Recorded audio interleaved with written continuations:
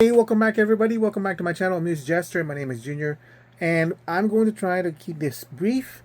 This video, the first part is going to deal with the 4 different modes of lighting and the sub modes of each mode, meaning that a sub mode, when you tap 3 times, it will do something else for that particular mode in terms of changing lights. Then I'm going to switch over on the firing commands. And then after the firing commands, I will show you how I took it off the base. Fair warning, please do not attempt what I did unless you're very sure about your strength and your grip. I fully made sure because I'm very much afraid of dropping my precious refit to have my grip steady and I'm not distracted. But this is only if you're on your own doing it. If you have a friend doing it, you can easily make sure you have a firm grip on the ship and then your friend holds onto the base as you lift the ship properly. I'm not going to show that video and everything.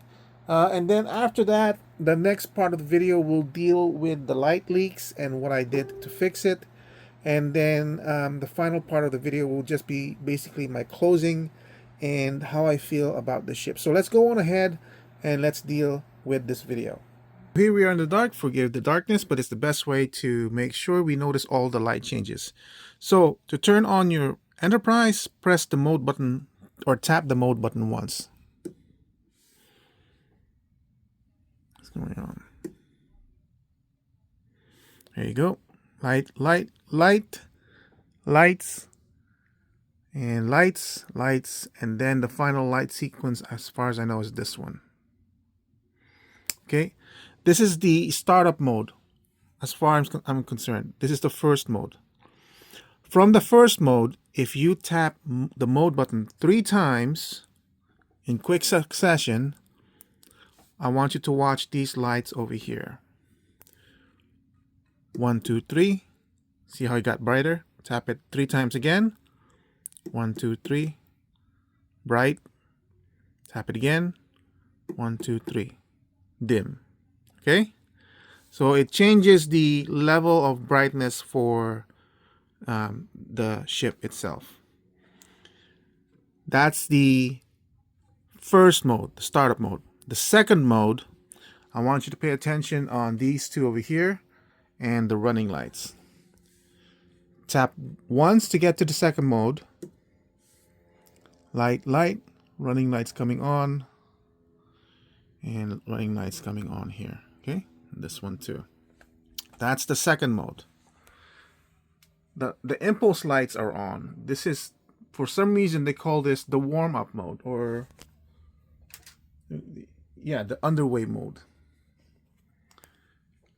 As far as I'm concerned, this second mode does not have a sub mode, meaning if you tap the mode button 3 times, I don't think any changes occur. Now let's go on to the third mode, which they call the impulse power mode. I'm just going to call it third mode because it's really confusing. Tap the mode button once. This is now the third mode. You see this one comes off. The light on the impulse engine comes off. And as far as I'm concerned, that's the only changes. Now, all right, from the third mode, I want you to watch this one as I tap the mode button 3 times again. 1, 2, 3. See, it comes off. Tap it again. 1, 2, 3. Comes back on. As far as I know, that's the only change in this mode. We're going to go on to the fourth mode. And I want you to watch the lights up here and the nacelle lights. Press it once to get to the fourth mode. There's the fourth mode, and this one comes on as well. Okay. From the fourth mode, if you tap the mode button 3 times, I want you to watch the color of the nacelles. 1, 2, 3. It changes purple. Tap it 3 times again. 1, 2, 3. And it changes blue. Okay. And from the fourth mode, if you tap the mode buttons again, as far as I'm concerned, it recycles back to the startup mode. Right? Why do I say that? Because everything's basically the way it was in startup mode. Running lights are off. This is off. Warp engines are off. And from here, if you tap the mode button 3 times, watch the lights again. 1, 2, 3. See? It changes it. So as far as I'm concerned, this is mode number 1, startup mode. And dim. So I don't know. It's so confusing. And this is from the instructions that they updated, where they have 5 modes. I don't understand that. To turn it off, hold the mode button until it powers down. There. And then now you can release it until it turns off.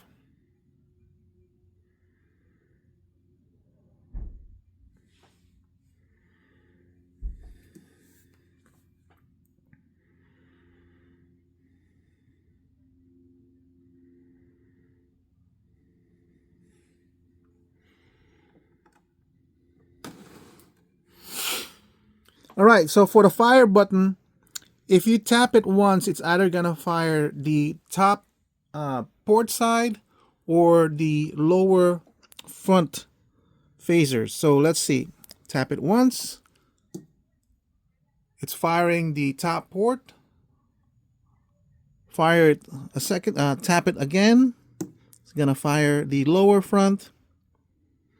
Tap it again. And it fires again the top port. Now, if you tap it 3 times, I believe the system is torpedo, forward front, torpedo, top port. So let's see. 1, 2, 3. It didn't do it, so I didn't do it correctly. 3. Torpedo, front,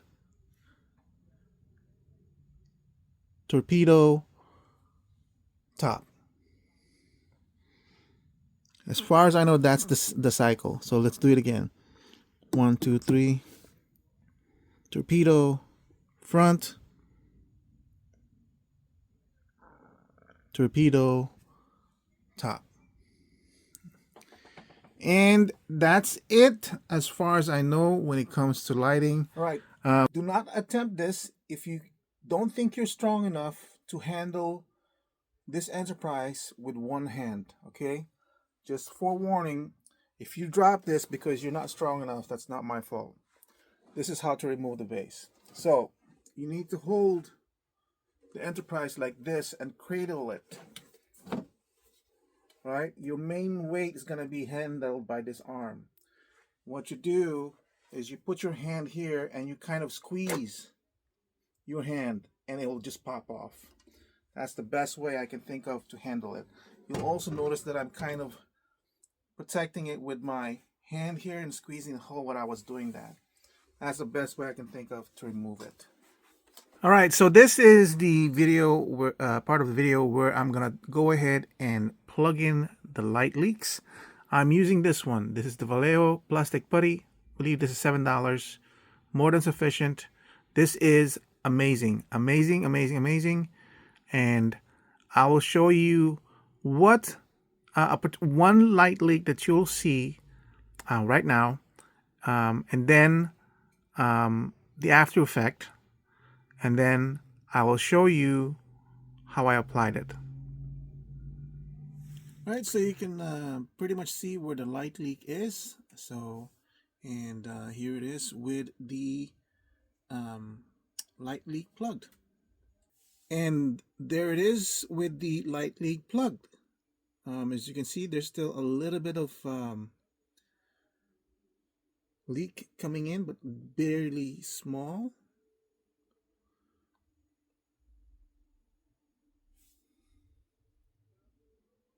So this is the first time I'm using this product. This is the Vallejo plastic putty, and we'll see if it's effective or not.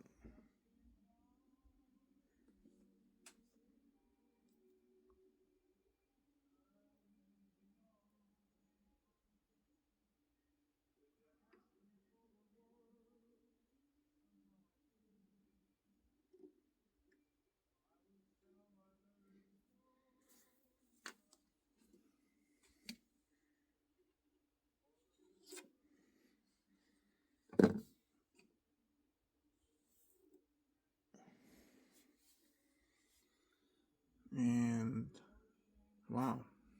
You can even see the remaining one where I missed it.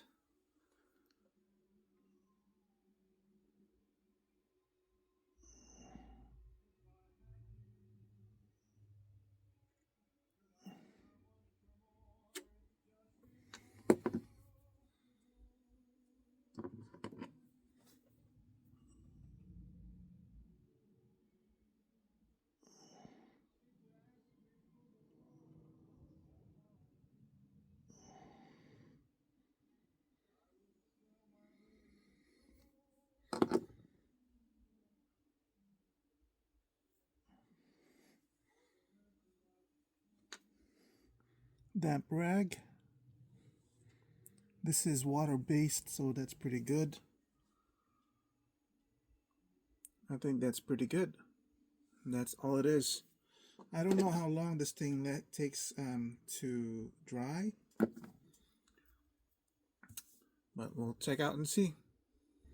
All right, this is going to be difficult because it's dark, but so all you're seeing is the windows.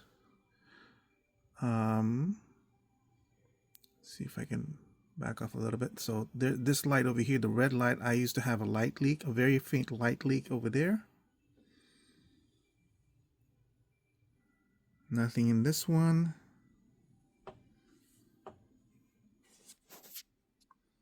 Nothing underneath there. This used to be the big one right there. In fact, you can still sort of see it right here. Watch, see, there you go. But that might be just coming from that one. But yeah, you can still sort of see it. That used to be so big. And let's see, is there some more over here? I think there might be more. There's some going on there, but I'm not entirely sure anymore.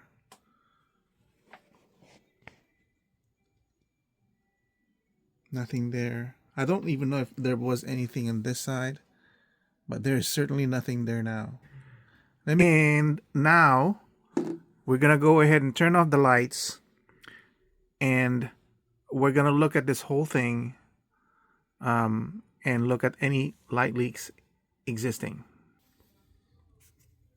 So that area is this one over here, and I wanted to zoom in so you guys can see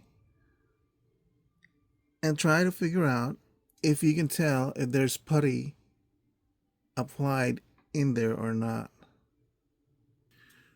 I'm gonna try to zoom in as much as I can without it blurring, because I'm trying to show you where the areas are that I applied that putty, because I can't even tell. Honestly, I can't tell. I think I know I applied some underneath those doors. So that's pretty much it. I hope this video helped you guys out, basically dealing with the power functions, the different modes and everything. Resolving the issues with the light leaks, that helped a lot.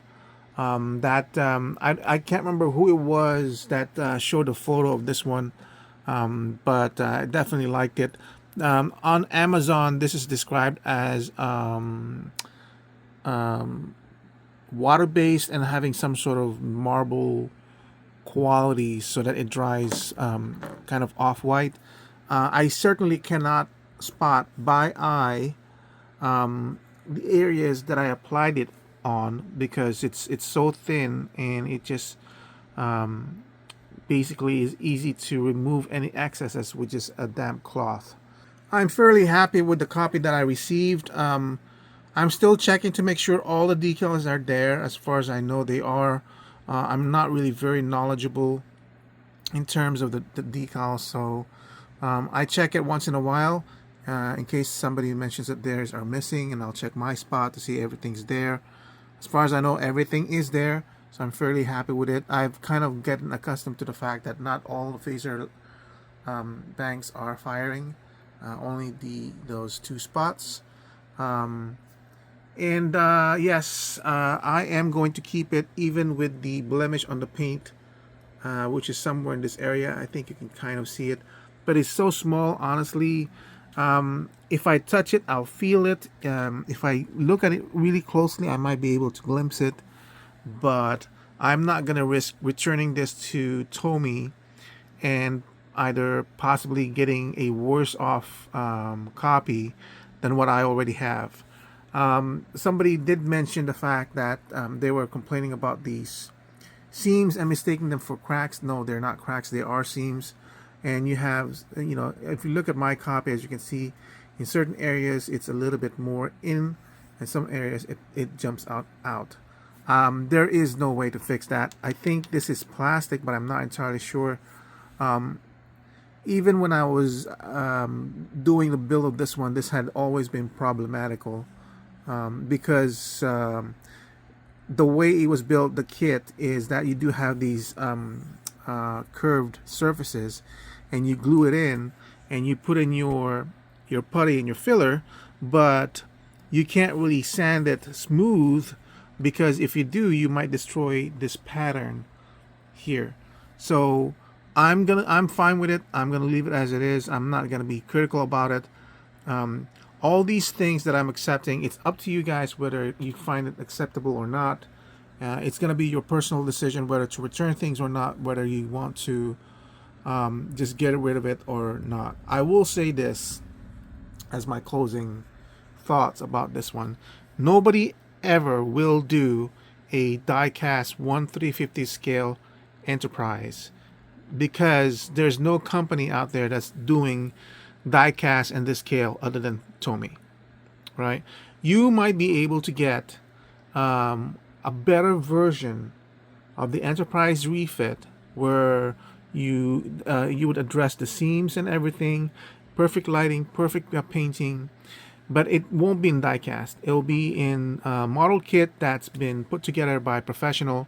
If you can afford one, that will have the arboretum put in, the landing bay put in, the lights put in, because I'm telling you right now, the only available kit in 1/350 scale, as far as I know, is by Polar Lights, which was released a few years now, probably a decade ago. So, and I even have that. And I looked into how I would do this, what I needed to do this and all that stuff. And I'm telling you guys, there are so many things you need to add onto the Polar kits that it will chip away at the money that you allocated for a project like that. And you will end up, if not more than $500, because you need to do painting, you need to do puttying, you need to do sanding. And this Aztec paint, that's not easy to do. That's multiple layers of paint that you put on, applying the Aztec mask to get that right. And then you have to get the type of paint right. If you have that skill, good for you. If you don't have that skill, there's no way you're going to be able to get, even in plastic form, an Enterprise of this caliber for $700. You just can't. I know $700 is a lot of money. It is a lot of money, but in the scheme of things, $700 for the value of what you're getting with this ship is actually an undervalue. It's actually technically, and I'm gonna be okay with saying this, because I'm not gonna be ordering any more from Tomy. I've got my Refit, which is my dream ship to get in die-cast form in this scale. So I'll just say that aloud. $700 is cheap.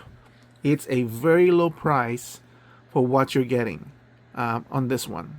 That's the reason why right now, as it's being released, you might be able to get it for $1,000. You might, but you know, people are actually selling it for $2,000 and all that stuff, which is crazy to me. It's crazy.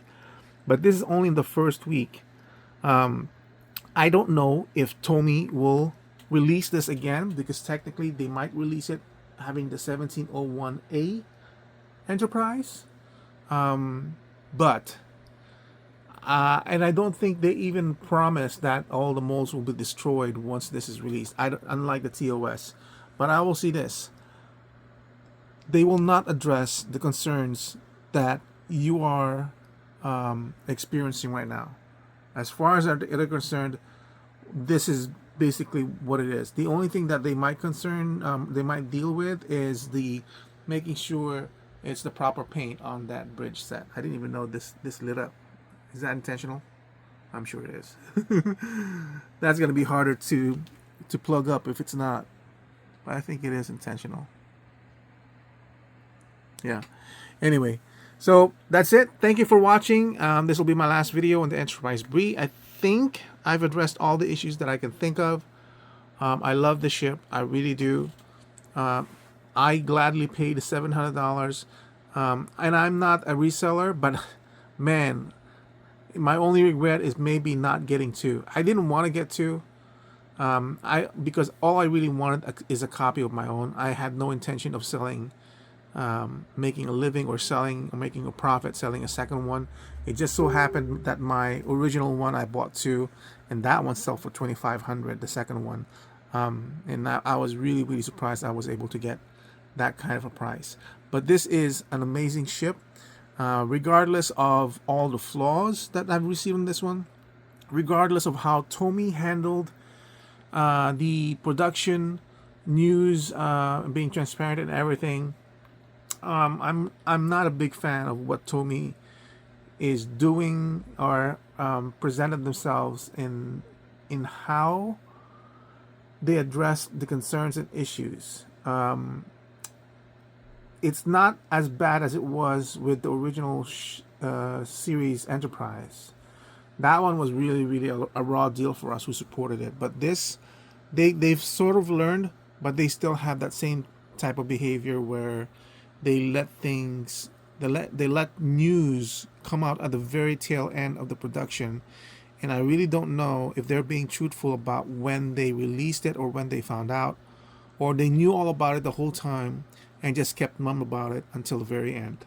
That's the thing. That's the deceptive part of how Tomy ran this campaign that I don't like. But I don't really care because I've got my refit. And as far as I'm concerned, in terms of production and the quality and the price that I paid for, this is an excellent ship. I'm very happy with it. Thank you for watching. I hope you guys found it enjoyable. I will see you guys again on my next review. Bye.